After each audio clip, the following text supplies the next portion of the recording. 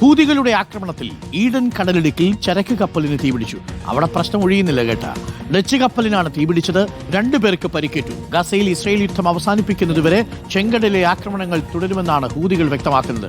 ഒരു ഭാഗത്ത് എങ്ങനെയെങ്കിലും സമാധാനം കൊണ്ടുവരാൻ വേണ്ടിയിട്ട് ഈ ബെഞ്ചമിൻ നെതന്യാഹുവിനെ പറഞ്ഞൊന്ന് ചുറ്റിക്കെട്ടിക്കൊണ്ടുവരുന്ന സമയത്താണ് ഹമാസിന് പിന്തുണയുമായിട്ട് ഹൂതികൾ ചെങ്കടലിൽ പോയിട്ട് ഈ ആക്രമണം നടത്തുന്നത്.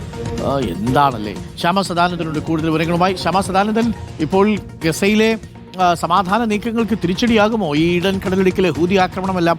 ഡച്ച് ചരക്ക് കപ്പലാണ് തീപിടിച്ചിരിക്കുന്നത്. ആളപായം എന്തെങ്കിലും ഉണ്ടോ? സെപ്റ്റംബർ 1 ശേഷം ഹൂതികൾ ഈ ചെങ്കടലിൽ നടത്തുന്ന ഒരു ആക്രമണമാണിത്. അന്നൊരു ഇസ്രായേൽ കപ്പലിന് നേർക്കായിരുന്നു ആക്രമണം നടത്തിയിരുന്നത്. അതിനുശേഷമാണ് ഇപ്പോൾ ചെങ്കടലിൽ വീണ്ടും ഒരു ഡച്ച് കപ്പലിന് നേർക്ക് ഹൂതികൾ ആക്രമണം നടത്തിയിരിക്കുന്നത്. എന്തായാലും ആ കപ്പൽ പൂർണ്ണമായും മുങ്ങിയിട്ടുണ്ട്. 2 പേർക്ക് പരിക്കേറ്റു. അതിൽ ഒരാളുടെ നില ഗുരുതരമാണെന്നാണ് അറിയാൻ സാധിക്കുന്നത്. 19 പേരാണ് ഈ കപ്പലിൽ ഉണ്ടായിരുന്നത്.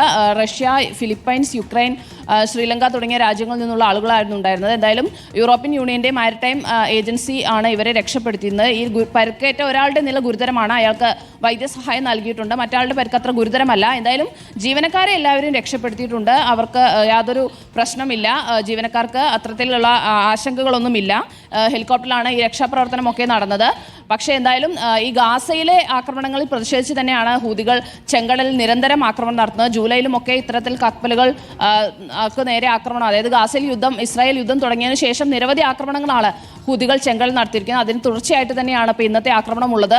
സമാധാന ചർച്ചകളൊക്കെ പുരോഗമിക്കുമ്പോൾ തന്നെയാണ് ഹൂതികളുടെ ഭാഗത്തു നിന്നും ഇത്തരം ആക്രമണം നടത്തുന്നത്. ഇന്നലെ യമനിൽ നിന്നും ഇസ്രായേലിലേക്കും മിസൈൽ ആക്രമണം ഉണ്ടായതായുള്ള റിപ്പോർട്ടുകളുണ്ട്. യമനിൽ ഇസ്രായേലിന്റെ തിരിച്ചടിയും ഉണ്ടായിട്ടുണ്ട്. അതൊരു ഭാഗത്ത് നടക്കുന്നുമുണ്ട്. അരുൺ.